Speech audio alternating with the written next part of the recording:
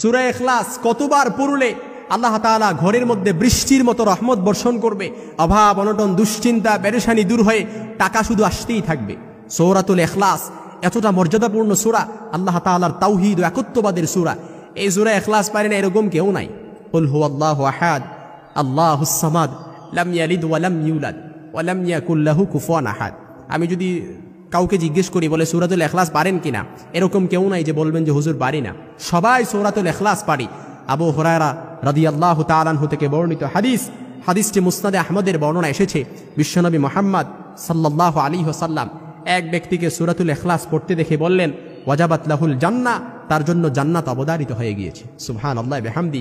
এজন্য যে ব্যক্তি সূরাতুল ইখলাসকে ভালোবাসবে, এই ভালোবাসাই তাকে জান্নাতে নিয়ে যাবে।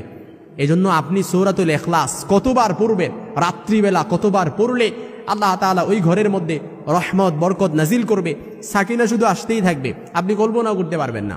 ঘরের ভেতরে যত অভাব আছে আল্লাহ তাআলা দূরীভূত করে দিবে শুধুমাত্র এই সূরা ইখলাসের বরকতে। ঘরের মধ্যে যত রকম দুশ্চিন্তা পেরেশানি আছে সব কিছু দূরীভূত হয়ে যাবে শুধুমাত্র এই সূরা ইখলাসের বরকতে। আপনার ঋণ যত আছে এই ঋণ থেকে আল্লাহ তাআলা মুক্তি দান করবে শুধুমাত্র এই সূরা ইখলাসের বরকতে। এজন্য এই সূরাতুল ইখলাস কতবার পড়বেন। আল্লাহ তাআলা এককে সব সময় পছন্দ করেন।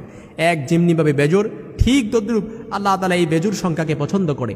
যে ব্যক্তি রাত্রিবেলা কিংবা যে কোনো সময় সূরা ইখলাস একবার পড়বে, আল্লাহ রাসূল সাল্লাল্লাহু আলাইহি ওয়াসাল্লামের হাদিসের স্পষ্ট নির্দেশন, ওই ব্যক্তির আমলনামায় অটোমেটিক্যালি 10 পারা অর্থাৎ কোরআনের 1/3 সমান তার আমলনামায় পৌঁছে যায়।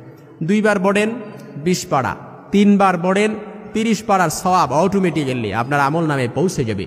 এজন্য বিশ্বনবী মুহাম্মদ সাল্লাল্লাহু আলাইহি ওয়াসাল্লামের আরেকটি হাদিস আয়েশা রাদিয়াল্লাহু তাআলা আনহা থেকে বর্ণিত, নবী সাল্লাল্লাহু আলাইহি সাল্লাম প্রত্যেক রাতে যখন ঘুমাবার জন্য তিনি বিছানায় যেতেন, তিনি 2 হাতের চেটে একসাথে করে তালু একসাথে করে সূরাতুল ইখলাস পড়ে পুরো শরীর মাসে করে দিতেন। আল্লাহ তাআলা সব ধরনের বিপদ আপদ থেকে আল্লাহ তাআলা হেফাজত করতেন। সুবহানাল্লাহি বিহামদি। এই আমলটি মুহাম্মদ সাল্লাল্লাহু আলাইহি ওয়াসাল্লাম করতেন। এমনকি আল্লাহর হাবিব সাল্লাল্লাহু আলাইহি ওয়াসাল্লাম বলেছেন, যে ব্যক্তি সূরা 10 বার মান কারা কুল হুয়াল্লাহু আহাদ, যে ব্যক্তি 10 বার পড়বে আশারা মাররা বানাল্লাহু লাহু বাইতান ফিল জান্নাহ, আল্লাহ তাআলা তার জন্য জান্নাতে একটি ঘর তৈরি করবে, প্রাসাদ তৈরি করবে। আপনি কল্পনা করতে পারেন দুনিয়াতে সূরা ইখলাস পড়বেন, এই পড়ার কারণে আল্লাহ তাআলা জান্নাতে আপনার জন্য ঘর নির্মাণ করে দিবে। এজন্য সূরা ইখলাস যে ঘরের মধ্যে পড়া হবে ওই ঘরের মধ্যে কোনো অভাব অনটন থাকবেই না। ঘরে ঢোকার সময় সূরা ইখলাস পড়েন, ঘরে যাওয়ার সময় 3 বার সূরা ইখলাস পড়বেন, তারপর ঘর থেকে বের হওয়ার সময় সূরা ইখলাস পড়েন। এই সূরা ইখলাসের ফজিলতের আমলের সাথে যদি আপনি সব সময় লেগে থাকতে পারেন, এই সূরা ইখলাসের কারণেই আল্লাহ তাআলা আপনার সব যত হাজত আছে সব হাজতগুলো আল্লাহ তাআলা পূরণ করে দেবে ইনশাআল্লাহুল আজিজ। এই জন্য আমি বলবো এই আমলটি আজকে থেকেই শুরু করে দেন।